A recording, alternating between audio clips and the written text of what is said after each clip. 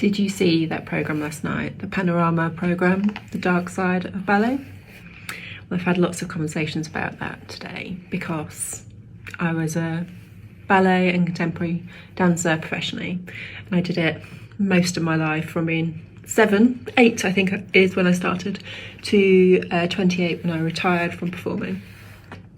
And so lots of people have been asking about it, and I went to my ballet class this morning.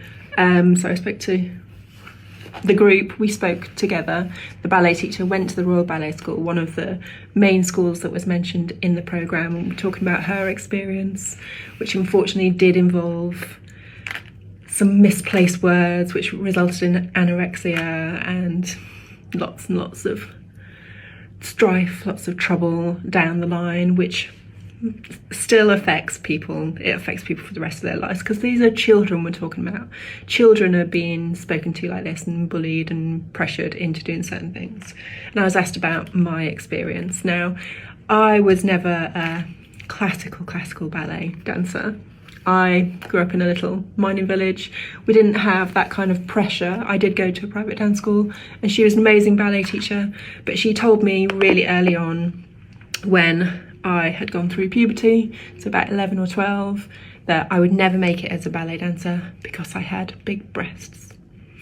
Now, at that time in my life, I just pretty much said, well, fuck you. I'm going to do whatever I want to do.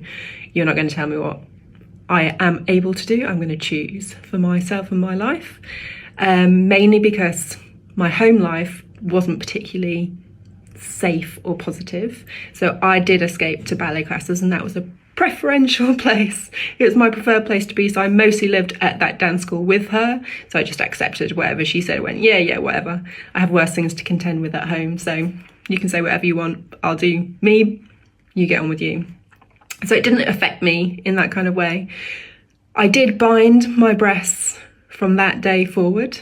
I bound them down like, little Japanese feet, so they didn't move, so they didn't stand out. It did restrict my breathing. I couldn't take deep breaths. I got then told off for belly breathing, where your belly sticks out, which would be called diaphragmatic breathing now-ish.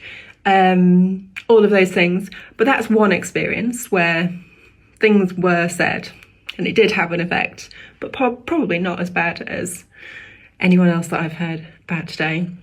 The second one was when I did eventually get to proper dance school. So I went and did a degree in dance, ballet and contemporary dance.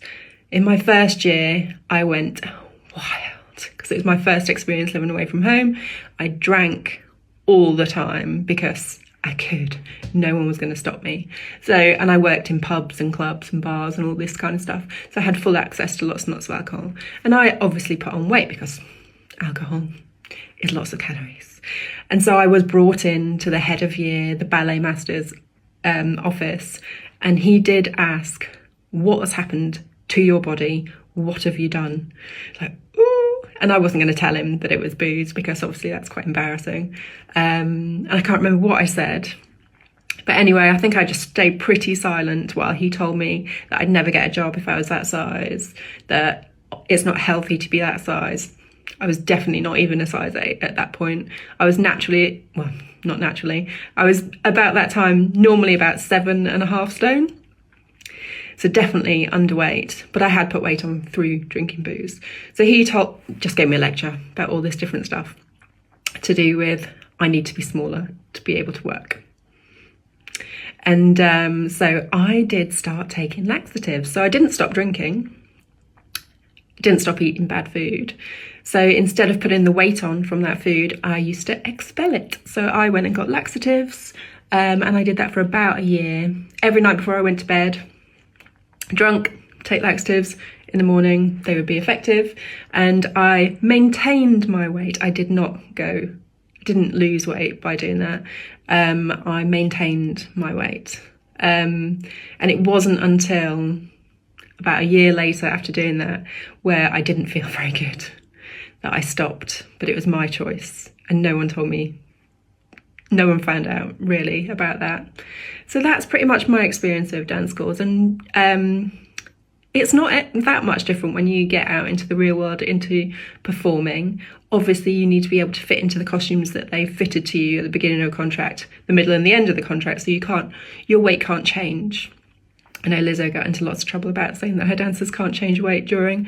I do, to an extent, can explain that away, that your costumes aren't to be changed. And it is a visual art, but I do not excuse any of the bullying that happens to the children, especially, because these are our babies. We are to nurture them. We are to support them in healthy mindsets, healthy things to think about themselves. Like from age 12, I was saving up to have a breast reduction so that I could be a ballerina. Now that's crazy, isn't it? To have to think about changing your body so much because someone said that you won't be able to do what you want to do at that age. So for 4 years I did save up money, and by the time I was 16, I couldn't have done it without my parents' permission anyway. By the time I was 16, I'd got over it and gone, it's all right, I'm going to be a contemporary dancer instead. Well, I hope you enjoyed that little foray into just my thoughts about all the conversations I've had today. I have not had the worst experience by far. Had a friend who was kicked out of ballet school for having a Mars bar in her bag. I had friends at the dance school that I went to that were severely anorexic and used exercise to really burn calories. So, you know, the carrot that they ate, they knew how many squats that was equal to, and they have to do that at the end of the lunch break. Really not very nice stuff. And it's really sad to hear of all the things that have happened to people, and it should stop. Rant over.